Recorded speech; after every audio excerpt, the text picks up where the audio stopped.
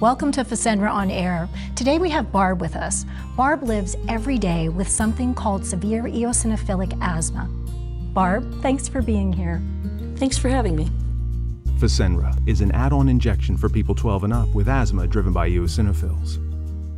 Fasenra is not a rescue medicine or for other eosinophilic conditions. So why don't you tell us a little bit about yourself? Of course, my name is Barbara, but everybody calls me Barb. I live in Colorado Springs. I work as a computer programmer. I work from home, which means I have a 5-step commute to my office. And how about family? I'm a single mom. I have one son who's in college in St. Paul. Oh wow, St. Paul. So that's quite a distance from Colorado. And how are you dealing with that? I'm doing all right. I do miss him, but luckily the local airport has added a direct flight to St. Paul, so I can drop in on him wherever I want, and he loves that.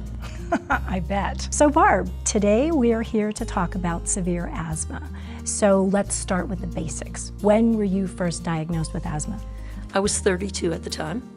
I had bronchitis for about 3 weeks and found out afterward there was something else going on. And it turned out that I had severe asthma. So Barbara, how has severe asthma impacted you? It frustrates me. I remember a time in my life when I didn't have asthma. I think that's why it's been such a factor in my life. I was really active, and asthma stopped me from going out and doing all the things I wanted to do. I used to do long-distance biking, like 15 or 20 miles was no big deal. At one time, I trained for a Century, which is a 100-mile bike ride. I have this shirt that says, "You don't quit riding because you get old because you quit riding."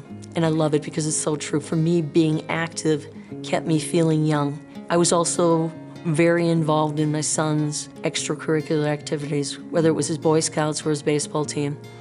I was the scout leader, the team mom, and you know what? The missed baseball games really got to me. Having to tell my child that, oh, my asthma's acting up, so just tell me how it went after the game. I can't go to the game tonight.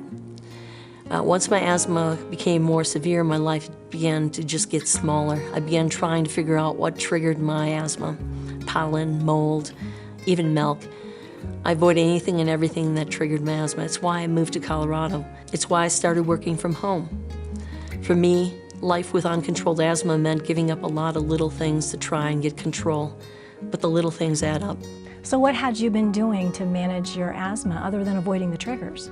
I tried different inhalers, allergy meds like antihistamines and nasal sprays, and even oral steroids like prednisone. I've used a lot of different meds over the years to try to control my asthma. Fasenra may cause allergic reactions.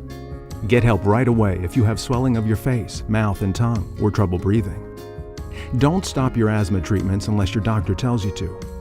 Tell your doctor if you have a parasitic infection or your asthma worsens. Headache and sore throat may occur. So just one more question, Barb. When did you find out that your asthma was eosinophilic asthma? First off, until recently I had no idea what eosinophils were. It wasn't until I started working with my allergist here in Colorado that I found out eosinophils could be the cause of my severe asthma. Barb, thank you so much for sharing your story so far. Stay tuned to hear more from Barb and how her journey ultimately led to Fasenra. If you can't afford your medication, AstraZeneca may be able to help. For more information, visit fasenra.com.